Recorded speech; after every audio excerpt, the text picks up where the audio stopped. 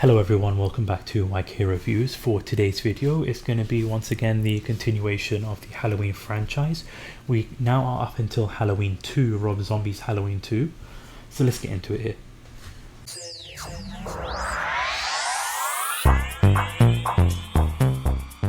So with Rob Zombie's 2, it's following the events of the first Rob Zombie Halloween movie, and a little behind the scenes detail is that Rob Zombie didn't want to do a sequel, but in order for them to convince him, they gave him full control, which I feel like was a giant mistake. Like, there's a lot wrong with this movie, and I didn't enjoy it the first time, and with the previous movie, I enjoyed that one the second time watch, but this one just, the weird wackiness, the white horse, which we will definitely get to as the movie progresses, as the review progresses, but just, it was not a great sequel. So like right off the bat, they give you a hint, like they give you a description of like a white horse definition and like what it means, and so then like the opening sequences, you pick off where you left off in the first Halloween movie. I like the similarities between the second Halloween movie. You've got like this hospital vibe sequence to it.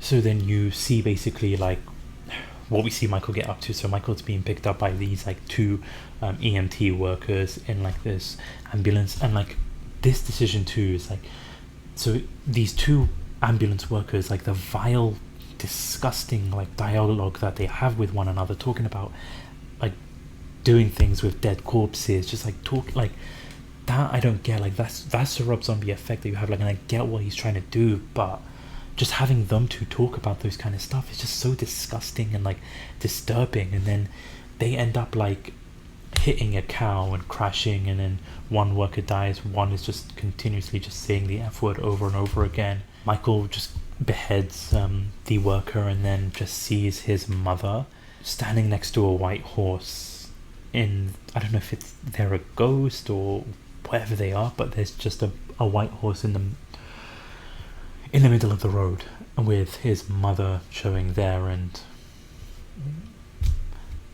I really wish I can give you an explanation for that. But then we get picked up of like where we see that Dr. Loomis has survived. We see that I keep calling her Jamie, it's Annie.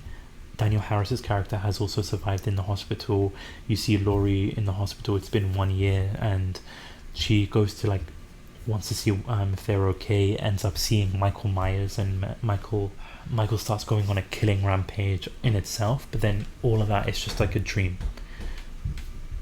So you spend like 20-25 minutes on that sequence only for it to be a dream. I don't honestly understand the point of that.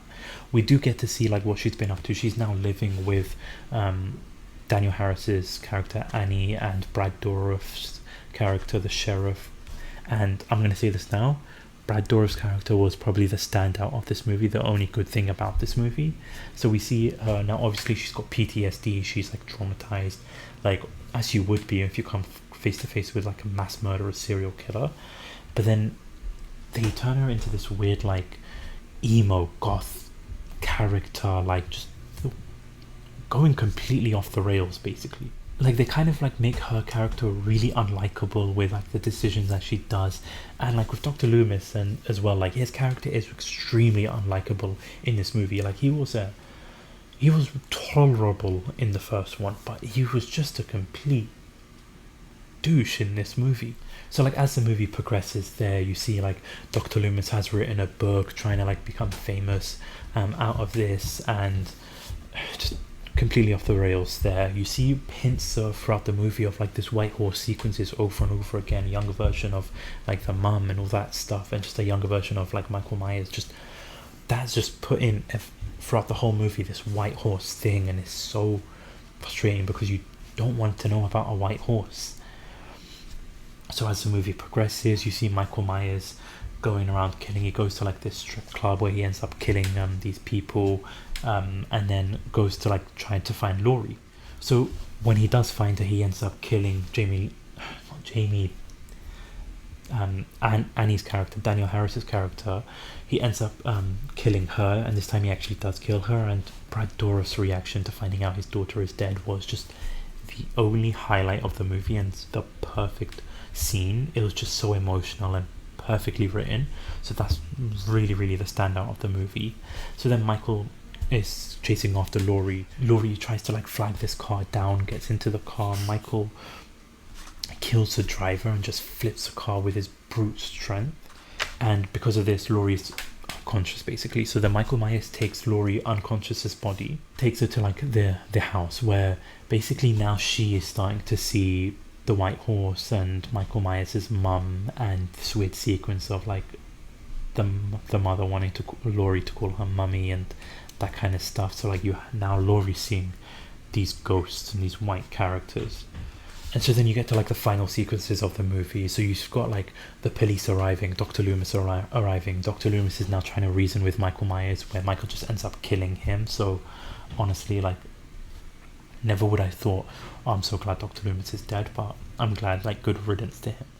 And while this is happening, the police end up taking advantage. They end up shooting Michael. Michael flies into like this garden rake, and Laurie ends up just like stabbing him. And then you have that sequence of like Laurie walking out wearing the not Michael Myers mask, but wearing the Halloween mask.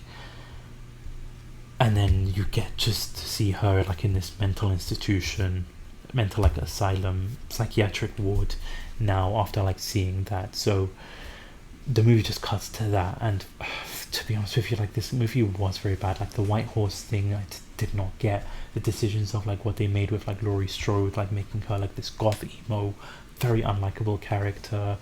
Just like it was just a really bad sequel to like a great movie for me. And because of that, I think because of that decision, they just completely cancelled this timeline in itself. So overall, this movie I don't think is a good movie. I wouldn't recommend this sequel. I would recommend the first Rob Zombie movie. I would not recommend this sequel. It's not a great sequel. If you like it though, please let me know what you enjoyed most about it. Did you like the white horse thingy? If you've seen the movie, what did you think about that white horse stuff? Let me know down in the comment section below. And if you haven't already, hit that subscribe button, like button, hit that notification bell so that you don't miss out on any future videos. Again, this is YK Reviews. Thank you so much for watching. Thank you so much for listening. Peace.